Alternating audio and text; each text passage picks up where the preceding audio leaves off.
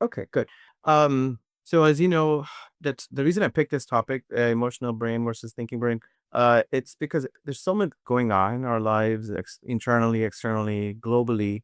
We're constantly bombarded with information that activates our brain and like that emotional thinking. So you got to figure out a way to how to, maintain those emotions, right? In those moments in life, when it comes to personal life, when it comes to when you're outside socializing with people, okay, you get triggered, and then there's a ways you could do to keep that mind in a thinking brain, so you're making rational decisions, right? So that's why I picked this topic to talk about that, because it's so important and it affects us in many ways. So the overview would be so the emotional brain versus thinking brain. Let me I think I have the wrong. So the topic is, again, I'm gonna over the overview is explain biological side of it. What does our brain look like?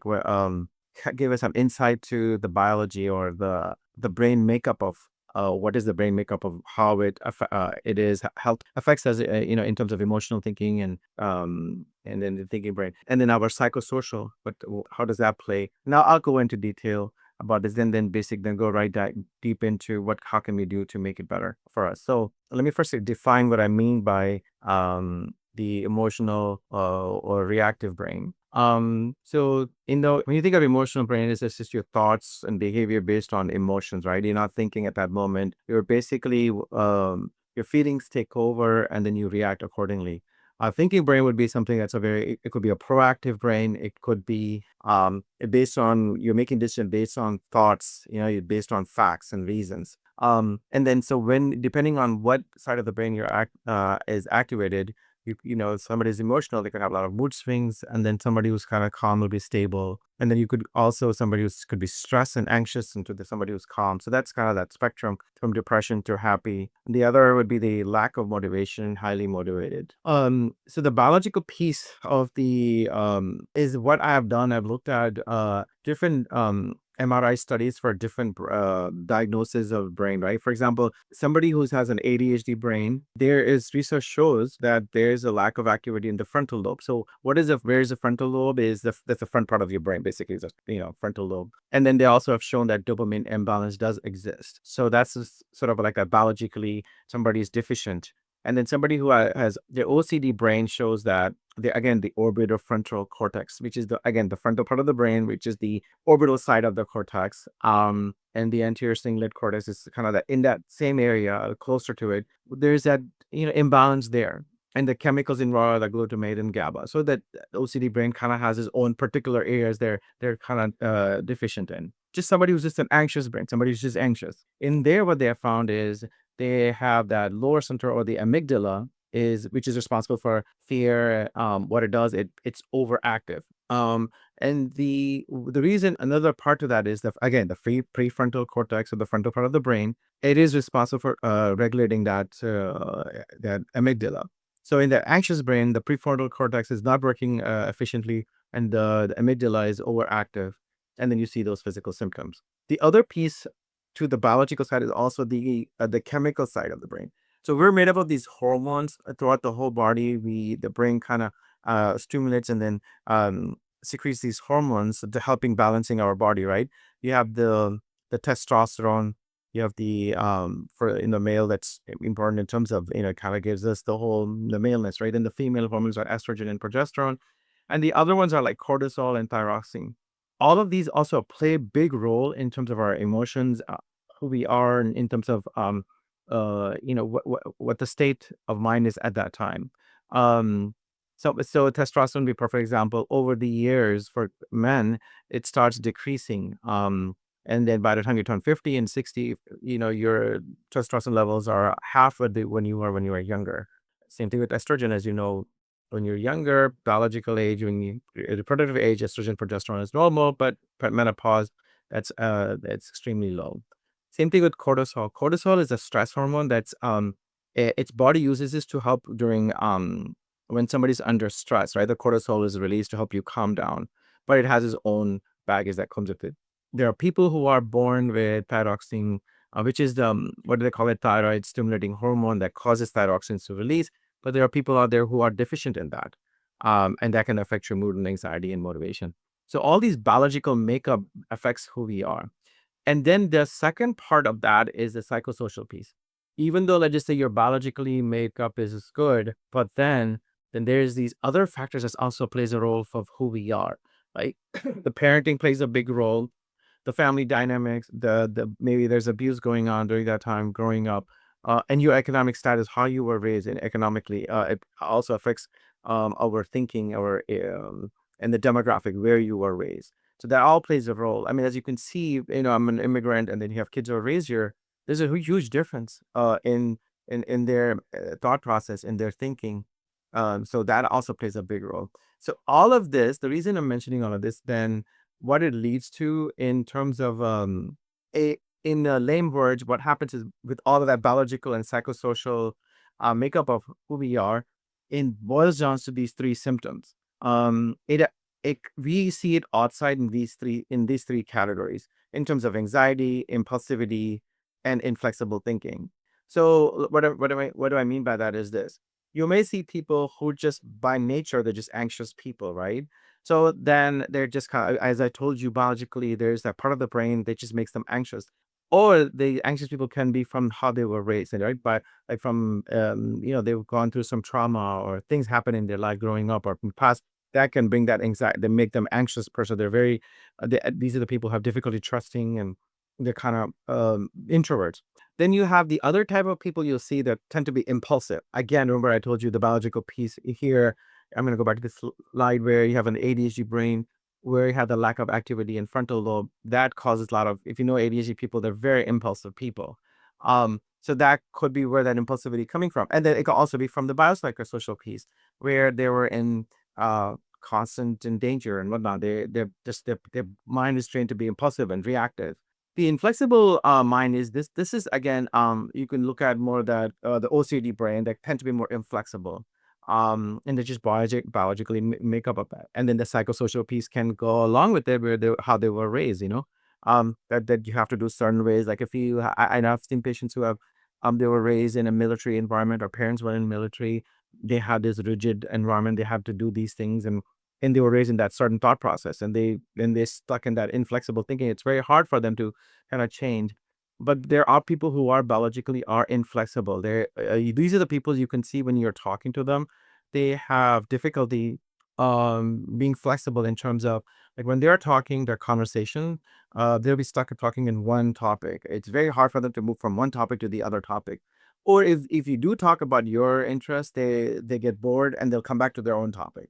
That's one way. Other way is that these are people, they are so rigid that things have to be in their certain way. If not, they get really frustrated and angry. So the reason when when you have these three states of mind, that's when it affects you in terms of your emotional thinking and thinking brain, right? Because if you have an anxious brain, you're an anxious person, your emotions and feelings are going to be based on anxiety, and based on, again, if you're impulsive, it's going to be based on impulsivity. You're going to be reactive and inflexible thinking. So and then what happens with that biological makeup, psychosocial, ultimately what happens is, if you're growing, you will end up basically programming your mind, basically your subconscious mind. Um, so that plays a big role, because once your biological psychosocial is made, then you are subconsciously basically telling your brain certain core beliefs, certain missions, even called a mission statement, um, and they become your, like, who you are, like your thought. And so anytime when you have these certain core beliefs in your mind, it's embedded in you. Whenever you're interacting with somebody, automatically your brain will go to these core beliefs. It'll react according to these core beliefs. For example, let's just say you meet somebody and then they remind you of somebody from the past. They'll either how they said, what they talked, or whatever, it is something that resembles them.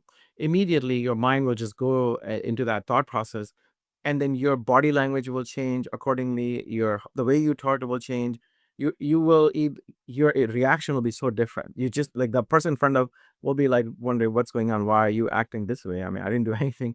But then it's just that it just kind of triggered you, triggered that subconscious mind and triggered those core beliefs. And then, you could get, depending on how it was triggered, you could become angry, you can become irritable, frustrated, agitated. Any of that could happen.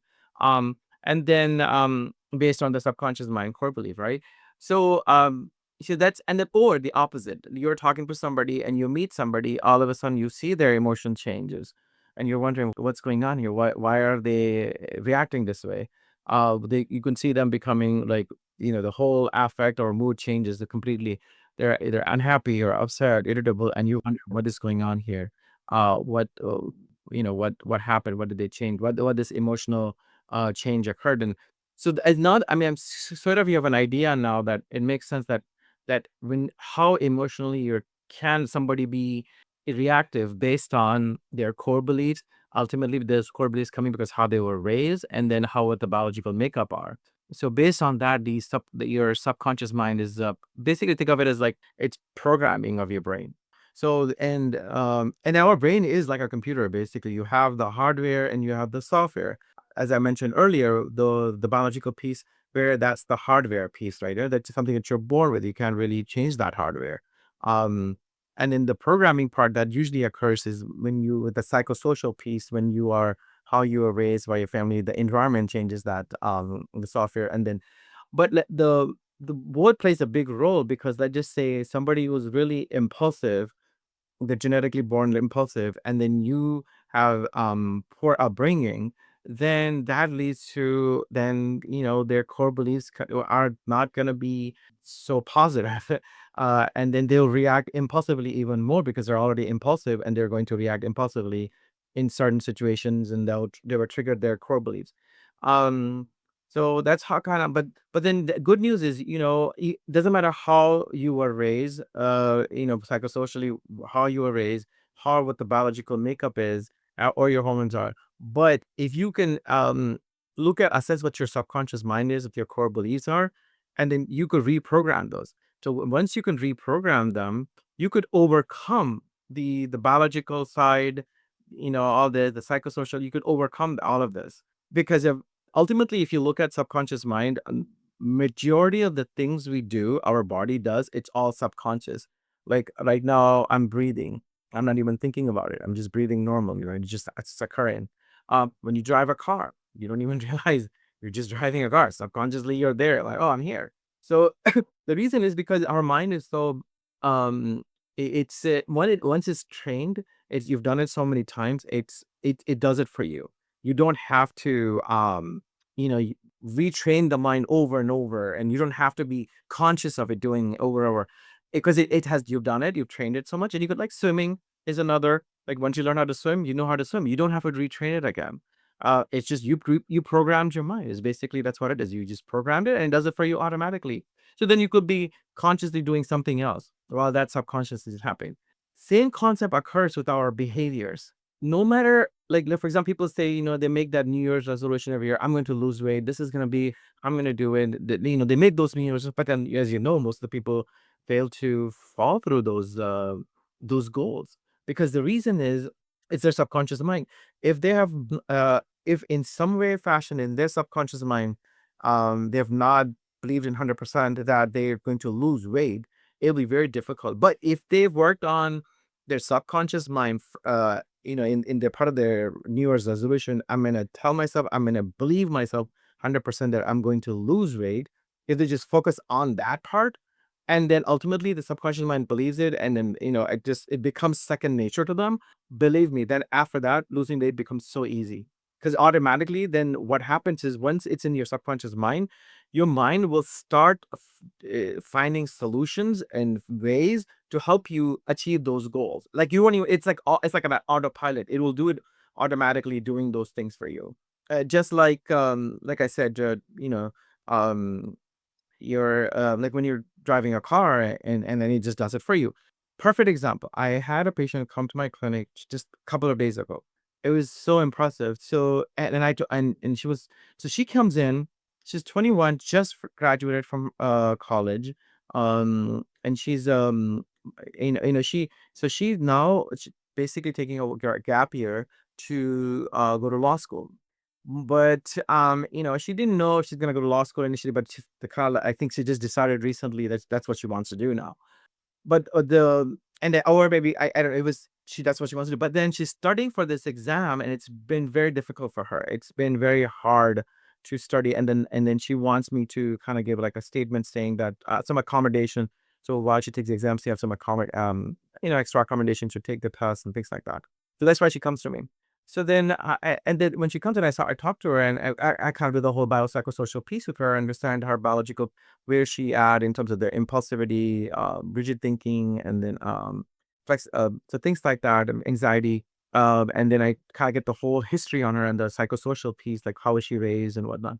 She's went through a lot. She's 21. She kind of like she did the amazing. I was impressed by this girl. She put herself in college. She's doing summer. She would work like every day and made all the money so that she can go to college the whole year, so she doesn't have to work. All these things, very like you can tell, she's dynamic, super focused.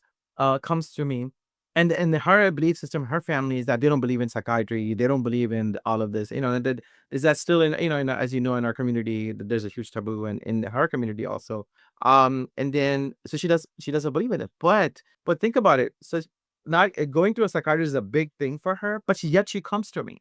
So I told her at the end after, so like, the reason you came to me is because you want to become a lawyer. I mean, that's in your subconscious mind. Like at any cost, you're gonna be a lawyer. It doesn't matter to you. You're gonna do it. It's so much in your subconscious mind. You believe in that 100%, and so that subconscious mind found ways so to to overcome those hurdles you have in life. That's the reason you came in. It's not because, 'cause otherwise, if it was not in the subconscious, you would have made excuses not to come see me because in your with the brought up as is like, seeing a psychiatrist and therapist, that's something you don't do. But here you are, you overcame because your subconscious mind was 100% like it took over. And then, and I said, because you're so 100% believe in becoming a lawyer, you're going to become one. And she was so happy when she heard that. Because I know it's gonna happen because you believe in it.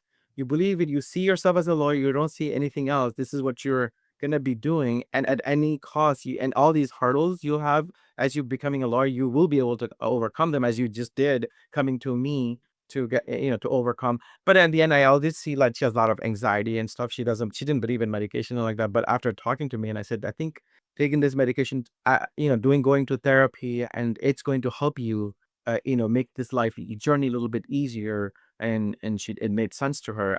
But imagine in a year ago, talking about medication with psychiatry, it would have been very hard for her. Like she would not, but then again, so that's what I'm saying is our subconscious mind is so powerful. It'll find ways to overcome these things, the hurdles. So that's why it's very important that we have to believe in what we want to do. That's the number one thing. And so the way you do that, I've seen, and it's in my practice is these positive affirmations. One way of doing it is basically, reprogramming your mind, creating a more positive mindset, helps with so many benefits, self confidence, self worth.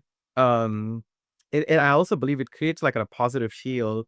And then how do you do them, and what helps them is, what I've found is I told people is that so your subconscious mind is usually at the night time, and when you are about to go to sleep, that's when your subconscious mind, but that's when your conscious mind is kind of you're letting go of your conscious mind. Your subconscious mind is coming. That's the time that you're going into that. So whatever you want to believe and whatever you want to do in life, or things you want, you see yourself in the future, you say them out loud, or you hear them yourself, or say them. So basically, when you do that on a consistently basis, I mean, you should do that throughout the day, these positive affirmations. But if you do it more at nighttime, they're more powerful. It will just help you, and then making it's reprogramming your mind basically, and then seeing yourself, reprogramming yourself. And that's how that works in terms of positive affirmations. And the other thing is, these when you do those, the coping skills. So and the moment when you're struggling, when you're thinking of that emotional brain, things like that, these are some of the things that said people that that will help you during that time, from deep breathing to grounding yourself. These are different techniques that has helped when you're to get that thinking brain on board. Challenging, reframing your thoughts, journaling, talking, processing, exercising. All these things play a big role, keeping our thinking brain active and emotional brain on bar. So any of this, I've seen patients like they've learned, like when they do that, for example, they're struggling, they're having panic attacks and whatnot. When they do deep breathing, it just have to, I've seen, they've told me that's like, it just helps me them calm down at the moment, and then they can think through and move on. And same thing with like challenging reframing thoughts. Like somebody who has like thoughts that are just running and racing, and then just kind of slow down, they deep breathe, ground themselves in the moment, and then challenge those thoughts. Is this really true? Does it make sense? Is this realistic? That also helps. And then journaling, I mean, like just putting thoughts out so that then you can look at them later. But and then also having just somebody to talk to, like so you let them let people know what's going on. But definitely also these lifestyle changes plays a big role. Like walking or exercising is in a nature is the best thing you could do to keep that thinking brain activated. So then there's a lot of, like I said, we talked about I divide natural intervention to these categories like nutrition and diet, eating healthy foods like fish and whole grains.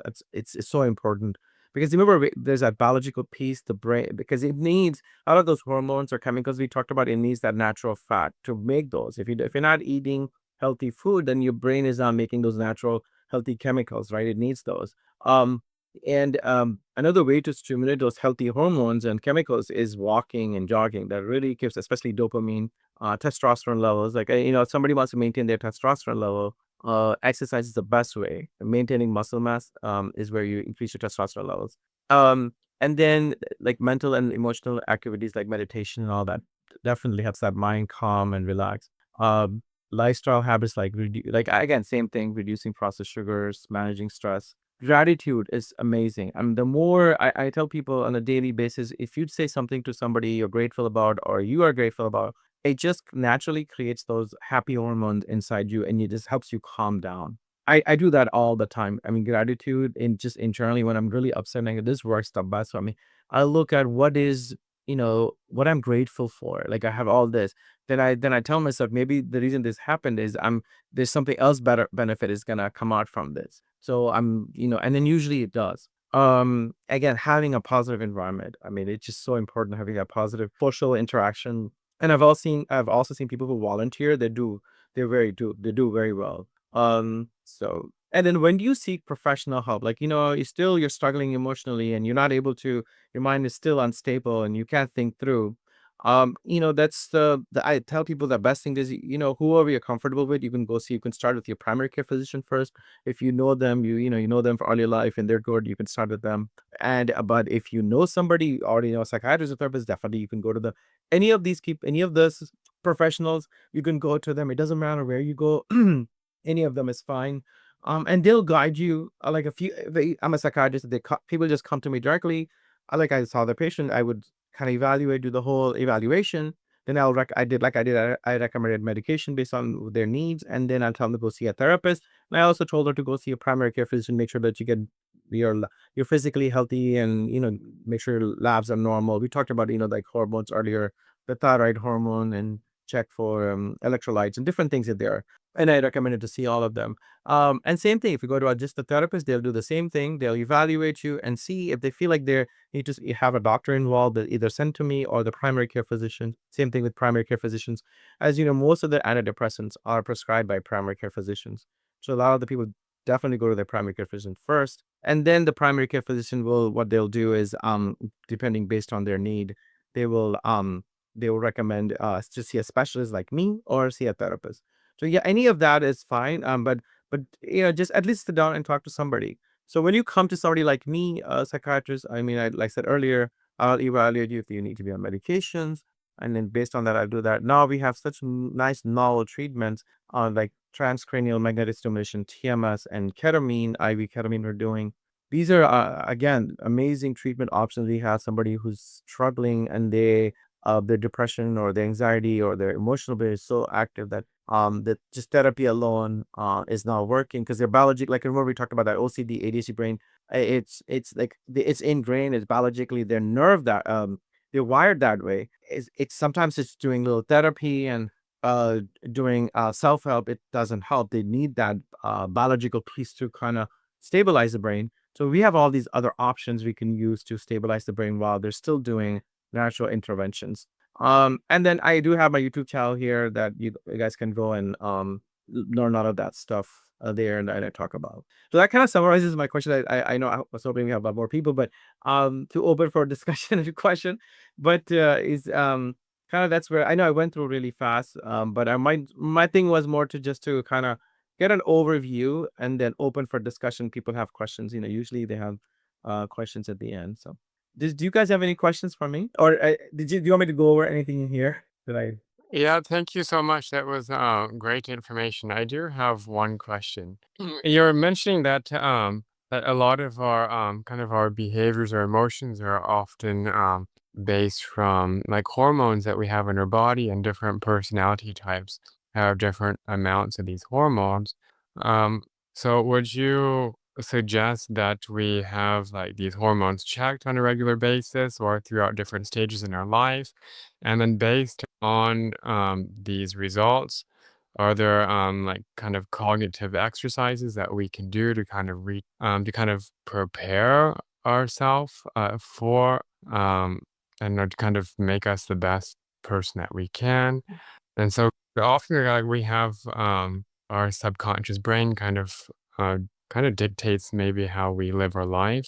And that could be a positive way and a negative way. And many times these things can be hard to change. Like swimming, like you said, this is kind of subconscious, and once you learn it, you know how to swim, but you can't really unlearn how to swim. How do we kind of go about these behavior changes, and then how does that change during different stages in our life when our hormones do change? Yes, that's very I agree. Yes, hormones play a big role. The first question was checking them. Right. So yeah, that's why that's why they say have a primary care physician do physical exams, have them talk to them, do physical exams first. Your primary care physician will know like if there's a change going on in your hormone based on your physical exam, and they do basic labs. For example, the one they do is that check for thyroxine or TSH, thyroid stimulating hormone, based on your symptomatology, right? What you're coming for. Because every change in body brings certain symptoms. Like, for example, if you coming in and you're because you're more irritable and frustrated and agitated, just say go to hasn't been this is a new feeling you're having and you never had that. You were always very calm and now you're just irritable and frustrated. So you go to your primary care and they do a physical exam. He'll may check labs and check to see where you are. And then just the basic labs comes out normal, or they may see the TSH is normal, but you still are struggling. Now, depending on symptomatology specifically, like for women, yes, because as you know, during their monthly cycle, their emotions change because based on estrogen and progesterone levels. And but if it's in the common variation and it's there, then you're okay because it's as expected during that. But if it's sometimes it's worse and it's and it's unmanageable, especially those hormonal changes. That's when they'll see their primary care physician or OB/GYN and they'll assess and they'll check their estrogen and progesterone level and based on that they'll make recommendation. For guys, testosterone level, the usual with the testosterone level is like like lack of motivation, energy, libido decrease, all that, and then you see and they're getting older, then doctor might do a basic lab first and then may think, hey, maybe we should check your testosterone level, and then they can check and see if it's a me abnormality or not. Now what so that's why getting the basic labs, seeing your primary care and doing that, it's the best way to do it. That's why you do those healthy checkups, right? That's how you do it, number one. And then let's just say all of that checks out, and like you're in healthy normal range, your hormones are fine, there's nothing wrong, and but you're still struggling emotionally. So then the next piece is the primary care might recommend, okay, you know what, I think you should probably go see a therapist. Maybe there's that current stressors in your life maybe affecting that mood. Like because let's just say they were fine, but then all of a sudden these symptoms are occurring now. It could be based on the current stressors, and that sometimes they don't realize that that stressor does exist because and then they're seeing a therapist, they can sit down and evaluate what that stressor is, what's causing that. And that could be from change of job, change of, or the relationship that they're in that could be causing it, or stress from work, stress from families, kids, and then multiple things, that can, that affects our mood and emotions. So they will, um, Or maybe like, somebody who's gone through certain trauma in the past and they were suppressing it all along. Now this sudden trigger stressor comes in their life, it resurfaces that old trauma they had. And it just comes on from nowhere. And then people around them like, wait, you were never not like this. You reacted. For example, I saw another just a patient recently. Husband, wife come to my clinic, and they've been married for at least 20 years, something. And then the last couple of years, a year or so, husband behavior is completely changed. I mean, he's been more irritable, more frustrated. I mean, it's just like, and then they're puzzled, like, what is going on here? So the relationship is fine between husband and wife. There's nothing, they're the same. They have kids. So they just come to me and then we are just sitting and talking. And I'm just trying to figure out what, the psychosocial piece. There was basically Edic's kid, this gentleman was abused by by his dad when he was younger, growing up, and then he witnessed his mom getting abused also. And then so he was the middle person. He would protect his mom all the time. That's what he did. But he himself was also got abused by dad because to while he was protecting mom, dad would abuse him too. So, but that all, and then throughout his life, he suppressed all of that. And he said he has so much of block memory, he doesn't even remember any of that sometimes. But the last couple of years, it's all of those the symptoms are getting more irritable, more frustrated. And why I said like all of a sudden we see him like yelling and screaming. Or we're a very calm, quiet family, and all of a sudden he's yelling and screaming now. We're like surprised. Where is this coming from? So as you can see, there was much of a trigger, but I think what's happening is as getting older, he's becoming more vulnerable. His biological changes are occurring in terms of his testosterone levels. His ability to hold things in is not there anymore. Then he has of course, he has the work stress. I mean, kids are growing up. All that's happening, so that all that is suppressed now, that is kind of opening up because he can't suppress it anymore. So I think it's basically catching up to him now, right now. So and that's the going on. So throughout life, you'll see that, and then that's why going to see an emotion, getting evaluated is important. So what I recommend, of course, seeing I highly recommend you need to go see a therapist who deals with trauma. Go in and then talk about basically your subconscious mind. Assess what are your core beliefs. And one of his core beliefs is, he did tell me. So whenever there is something, he sees somebody is abusing somebody or something is happening, he has to always intervene and protect that person. He's like the savior. Like his core believes, I'm the savior. I have to save. And if he doesn't save that person, go in the middle, he feels so bad and guilty that he didn't do that. That's that old, that core belief that it's resurfacing. Whenever he sees something like that, because it goes back to when he was a kid. Like he would protect his mom, and he would just go back and does that to anybody to what so it's that's his core belief, like I have to go protect, right? And if he doesn't, he feels guilty about it, he feels bad, like why didn't I do that? It's and he takes upon himself to go save the world or save anybody that is there. Very nice gentleman. So again, that was his core belief, subconscious mind. So when he goes to a therapist, that's what he's gonna do. He's gonna go in, learn those core beliefs, and then he's gonna learn some positive affirmations, and he's gonna learn some coping skills, how to deal with those at that time and when he's happening those. So all these things what he's gonna learn and practice, implement. And then what I'm gonna I've decided to help with some of that biology piece, because I mean his labs and everything, they're all normal. All of this stuff is normal. But this is the part right here. Like his brain is kind of wired, like the anxious brain. He's become a more of an anxious brain, okay? Because of that, like growing up, basically we call it it's more of a his brain's become more traumatic, like it's become a traumatic brain. It's constantly in the fight and flight mode, because his amygdala was as a growing up was constantly being stimulated, and then his prefrontal cortex was kind of suppressed, and then just constantly stimulating. So that's how it's become. That's his go-to brain. That's how it reacts. If there's something small happens, immediately he has to react. So sometimes giving like medication, combination of medication therapy helps calms that brain down, and then he can relax and feel and able to use. So that's how you're gonna do in terms of checking yourself, studying the physical exam, seeing a therapist or a psychiatrist like me to help with figuring out what is going on, and then ultimately applying those interventions. And then and the other thing you have to realize is in psychiatry, it's not like in other medicine where it's a 1 week treatment, you're done. Because remember, we're human beings. It takes time because we are reprogramming our mind. I like what you said is I've never thought about like once you learn how to swim, you can't really not learn how to swim. That's true. But what happens is if you do have like if you have a brain injury, you'll forget. As you know, as Alzheimer's is a form of disease, you have dementia. Because of that, you will unlearn everything. You don't remember, right? As you get older, all that you forget because your subconscious mind kind of goes away and you don't remember a lot of that. But as long as your brain is healthy, you won't. But the key, yes, the muscle memory and everything, you may not, you could always remember. But the good thing about subconscious mind and thought process is that you can change that. It's not like muscle memory. That's the flexibility we have. As long as your brain is flexible. Now, the problem is that's another good point you're bringing. There is this few people that we are there's that inflexible brain. They're born with that inflexibility. Some people, it's very hard. Like it could be an OCD brain, somebody in the spectrum, autism spectrum.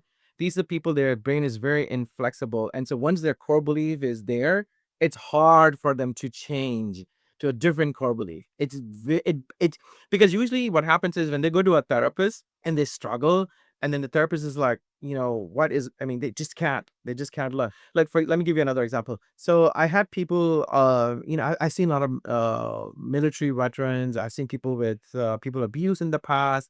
And I have seen people who were abused in the past, like the gentleman I saw. I felt his brain is very flexible. I think with the right therapy and medication, he'll be able to overcome. But I've seen people who went through trauma, similar trauma growing up, they're still struggling so hard, even hardcore in their life right now, because the brain is so inflexible. They cannot let go of that trauma. It's very because of the wiring of the brain. It's so hard for them. So that's why, like, definitely seeing somebody like me, a psychiatrist, plays a big role for this for sure. The medication, the TMS, ketamine will definitely help with that inflexible thinking for sure. And then maybe then the therapy with kind of helping them challenge those and I've seen that when you do combination of therapy and medication, helps with that. The medication help makes your brain a little bit more flexible. So when you're doing those therapy skills, you're learning, you're able to kind of, like you said, unlearn some of those things because your mind's a bit more pliable, more flexible. So I think I covered your question. Did I miss any? Does that cover it, Brian? Is there anything I missed? Thanks for elaborating. I don't know if it was much of a question, but I just wanted a little bit more elaboration. But yeah, you're absolutely right. The brain is like what you I guess you call like it's kind of neuroplastic. It's moldable to a certain extent until like plastic, you can bend it so much until it breaks. But like with these neural connections, your Yep. thought processes they reinforce that. Kind of like it's kind of like a muscle, but in a different way. Yes. You can think about things and that makes those neural connections to other parts of the brain.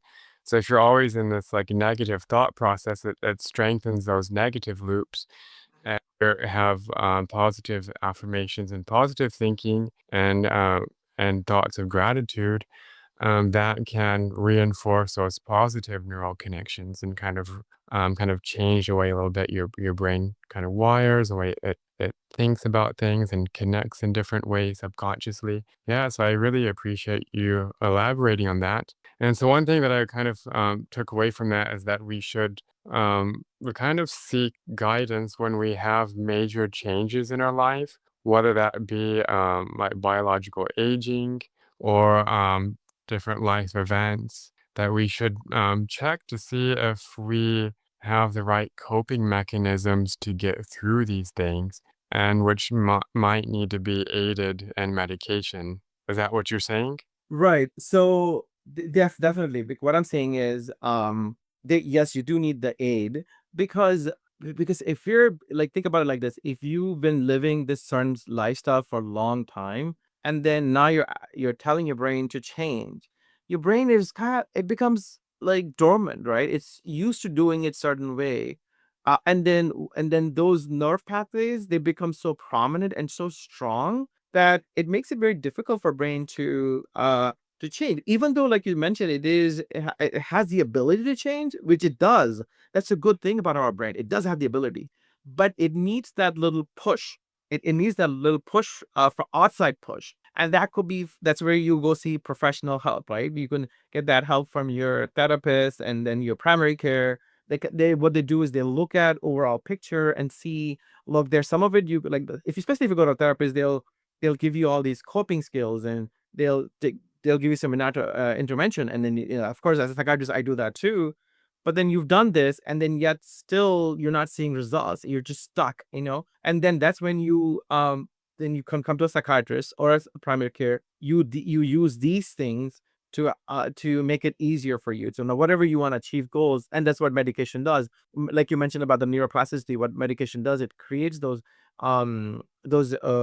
chemical surges in your brain. So those chemical surges, what it does, it stimulates those nerves. So those, especially those nerves that are dormant, they just become so lazy, you can call them. Those the nerves that you want, those healthy nerves, they're so lazy. They're not activated. They're not stimulated. You want to stimulate them because the unhealthy nerves has been so dominant all your lives, and they take over. So you need that extra energy because everything needs energy, right? If you want to do something, you need energy. So the brain needs that extra energy, extra push. So those chemicals in the brain, create that chemical surge of these through chemicals, you get that surge of energy, and then stimulates those brain. Now then when you're doing something positive, now that you're thinking you want to challenge that brain, now you have that energy in the brain to challenge it. And that's how medication does. Now, so far, we've been using medication in psychiatry recently now because of that concept of neuroplasticity. We started doing magnetic stimulation. It's that same concept. Now we're directly, in the past we were doing indirectly with medication, with chemical reactions. Now directly we are stimulating those nerves with TMS. So basically giving that electric current to those brains, those nerves, so the nerves are getting like full of energy and current is going through them. Now that you want to be doing positive affirmations and you're talking positivity, it makes the brain a lot more easier because it has that, it's stimulated, it has these nerves are stimulated. And then now you could, challenge and become positive. And I've seen with people who are TMS, wonders within 2 weeks, people who are severely depressed and they can, move away. 2 weeks of this treatment, they're just happier, they're smiling, they're talking, and it just and same thing with the ketamine too. It gives you that chemical surge. Like with one IV dosage, two dosage, boom, they just turn around. Like somebody's extremely suicidal and they don't want to live anymore. You give them a ketamine. I have one somebody told me that in there's an ER physician, the patient came in suicidal. They gave him a ketamine IV shot before sending him home because they were just, depressed and suicidal. One IV, and they felt better. Their mood just completely changed. They're from suicidal to feeling happier and good, and they were able to go home. And then that mood lasted them till they go see a therapist or a psychiatrist, right? Because ketamine only lasts because it's against the chemical change. It only lasts for that moment. It doesn't last forever. Where TMS, it's the effect is long term because once you stimulate the nerve and then you continuously habitually use that nerve over and over, that becomes a prominent nerve, and then your symptoms stay more consistent and more they're there. So we have all these novel treatments. Yes, it's so amazing because of that neuroplasticity. We have all these options to make that change. I think I kind of elaborated. Does that make sense, Brian? Yeah, yeah, that's a great explanation. And one other thing, I have a question about, and I think we kind of talked a little bit about it earlier. The difference between like in your title, the difference between the emotional brain and the thinking brain. Are those in opposition of each other, or is there a way that they can be? Oh, Because like when we think about like genders, like men were we tend to rationalize things and make decisions based on logic. Not just women are not logical, but often women they make decisions based on emotion and instinct, which is not a bad. And so can because like the emotional brain, like we need to rely on past experience and intuition and emotion make decisions, and also we need to have base that on logic. And often men and women they can kind of butt heads or kind of be in disagreement because the way we process things and the way that we make decisions can come from different ways, like emotion versus um, thinking. But I don't know if it's like really in opposition of each other. Is it one versus the other, or is there a way to harmonize these two things? yep. Yes, I agree. So when I mentioned the use the topic emotional as a thinking brain, I'm not. So it's not like good versus the bad. That's not what it is. It's a spectrum. So what I'm trying to say is that it does we're all unique and in our own way.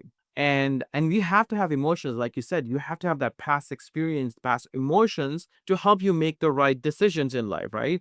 because having emotions, past experience is not a bad thing. Like, for example, a little kid, right? The infant who doesn't know anything. He learns by experience, right? So he touches something hot. He'll remember that for the rest of his life, not to touch that hot iron. He learned it, that fear, that hot is, and then he's not gonna do it. So yes, our does it just our past experience is good. So you have to have those emotions. So one of my attending like told me as I was as a resident when in my training, he said pay attention to your emotions when you are seeing your patients. Those emotions will help you guide who your patient is in terms of creating a differential diagnosis, especially creating a differential diagnosis. I was like, what? That is so impressive.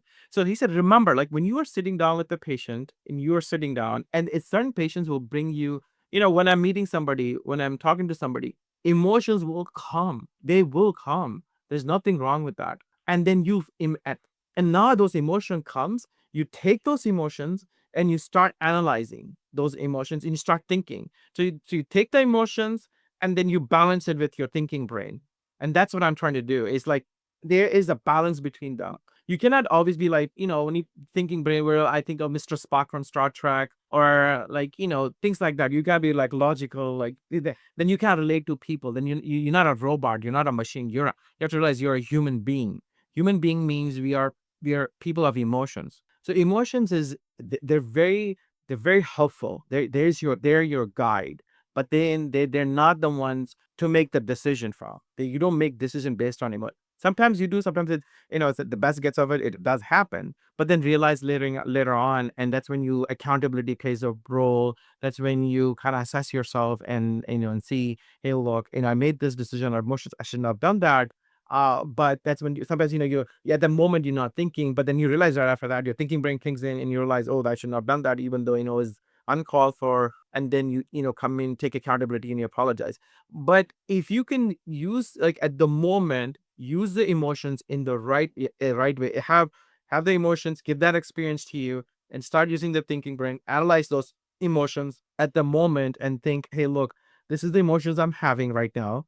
That doesn't mean I have to react this way just because of the emotions coming. And because this is what this person is making me feel. So let me think about it. Let me and then maybe at that moment I have to realize, is the emotions coming, are they unrealistic or are they realistic? Unrealistic meaning, for some reason the patient, I mean, you just met this person, you don't know him, all of a sudden you're getting this emotion. You're like, that's unrealistic. This person hasn't done anything to me. I shouldn't be feeling anxious, fearful, sad. There's nothing that's that in thinking brain, analyzing those emotions, and then just kind of calming the brain, calming yourself, and realize like this is unrealistic. That has nothing to do with it. But at the same time, somebody is kind of fearful and they're coming at you and whatnot. You're feeling fear, then you have every right to feel emotion, and that's not unrealistic. Then at that time, your thinking brain comes in, and you have to act accordingly at that time, right? You have to at that time you may have to fight and flee or move and then just like make that decision based on the circumstances, and then use the thinking brain to react appropriately and move on. So it's that balance between the two. It's not one against the other. It doesn't matter if you're a male or a female. Yes, so certain males will, the difference between a male female is male may have certain emotions unique to them, or female may have certain emotions unique to them, or it could be, you could see a lot of times I've heard the like male and female, we could have both the emotions, the female emotions and the male emotions, and the female can have both at the same time. That it's not like we're stuck to one. There's some people are just more, they're flexible. They can have all those emotions. So it's not about emotions you're feeling, it's about that thinking brain. So it's a flexibility in those emotions. You could have any of those emotions. It doesn't matter. But I think everybody has a capacity, ability to, if they don't, they'll have the ability to use that thinking brain at the moment. Some people have a lot more difficulty turning that thinking brain on at the moment. Some people, it's easier for them to use the thinking brain immediately. Some people, they have to learn to use that thinking brain. And that's what the purpose of this is, like, to teach is that there are limitations that you're born with. It prevents that from having that thinking brain to turn on so readily. It's available. And then you're just so actively emotionally involved, and then it's hard. But so that's why you recognize, okay, there's some limitation that's preventing me from doing that. And then I need to first understand what those limitations are, and then figure out a way how to overcome them. And that could be a man or a woman. It does not matter. So yeah, so that's that kind of that that you're going in back and forth. Does that make sense, Brian? Yeah, that's a great explanation. So, like what you're saying, like if you're feeling emotions, you should try to process your emotions and try to think about it before acting on them. But then what about like the other way around? Like what if you're trying to make a decision and you're trying to think it through, but we should also try to tap in how we feel about it too. Like if you're trying to make a decision about it could be anything, and it's okay now, and now how do I feel about that?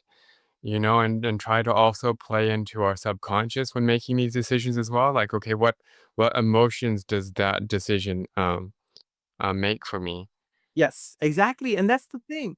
And there's no right or wrong answer with that. See, it's not about, because we're unique, different people. We're gonna have different reactions. We're gonna have, yes, there's no right or wrong. As long as you know you have those emotions, you feel them, you accept them, and then in that and in some fashion you use those emotions to start, and then you bring on that thinking brain and then analyze those emotions and feeling and accept them. Yes, I do have those feelings. It's okay to have them. Accept them, not feel, oh my god, why do I have these feelings? And sometimes the worst thing you do is when you have that feeling is to suppress it. That's the worst thing you can do to yourself. Do not suppress those emotions and feelings. Your emotions are your and they could also play a big safeguard for you too. They can protect you in many ways. And they can help you make the right decisions too. Because remember, life, it teaches you, right? You become better, you become wiser from life. You learn from your life. So life experiences, life emotions, they all make you a person with wisdom. So you don't neglect those emotions. You definitely accept them, you understand them, you use them, and then to help make that whatever that decision you want to make at that moment. And then, I mean, a lot of times I tell people, if you're emotionally that charged and you just can't think, I would just tell to just the best thing to do is sleep on it. And that studies have shown, like, when you sleep on it, when you take a break from it, and then you make the decision next day, it's amazing. um because your mind, because at night, that's when your brain is processing all that. That's when your subconscious mind is there, processing, and you're thinking, and then and then you get up in the morning, fresh light, and then you'll see, oh yeah, it makes sense, a lot more clarity. So I always tell people, buy time. If you really cannot, you're emotionally charged, and this, you take time and space, you move on. But yeah, there's nothing wrong having, I mean, I'm not against having feelings, emotions, and you should do not suppress them. They just let this is what they really help you. Yeah. Yeah, and then on the other side, not to overthink it too. When you're looking at the point. Okay. Yep, yep. No, no. Yeah, yeah, yeah, yeah. Yeah, not yes, that balance. Yes, exactly. Right. That thinking brain becomes, I've seen those people too. Oh my god, yeah. And that's where that, see, if you have that overthinking, and I hear that all the time, my brain, I overthink a lot or overanalyze. And then what happens is, yes, and that is, yes. You have that emotional people, and then you have the overthinker. It's just like, oh my god, yeah, it's very good point you're bringing. And I think that goes back to their biological piece, that overthinking brain. It goes back to, let me so this part right here, that OCD brain. Like, if you're biologically make up, it's your brain is kind of like OCD type, and then it's just stuck in there, or the anxious brain, and it's wired that way. And you just overthink and think and can't fire it, let go. And then I think there's things you could do again, in terms of, so you could do things like, like this reprogramming your mind, first understanding your mind, over things and different things you could do at the moment, to help you. Sometimes these coping skills helps with that. So yes, deep breathing, grounding yourself, and challenging those thoughts, sleeping on it. And if it still doesn't work, that's when then people come to me. Then we see psychiatrists, and then you can get on medication that helps with that overthinking brain. Yeah. Yep. Yep. Exactly. Yeah. It's that balance between thinking and having emotions. Yeah, that's true. Yeah, thank you for Yeah. sharing. You're welcome. Any yeah, I hope this helps. Yeah, that was kind of the purpose, to just kind of have that little discussion and talk and help. I mean, there's different ways. And I wanted to kind of do a broad talk, and go from there. And if there's any guys suggest any more topics in the future that may help, I'm open to that too. Yeah, I think there's a lot of good gems and things that we can take away from what you said. So thanks so much. Yeah. And here's my YouTube channel. There's more stuff I have done there. And you guys can look in there too. Well, thank you very much. That anybody has any questions, anything else? Okay. I guess I'll end it here. Thank you. Thank you very much for attending. All right. It was more of a one-on-one. It was good though. Yeah, I think Hasib and Rayan, they were kind of coming off and on. Yeah, that's right. That's right. All right, you guys. Thank you very much. Okay.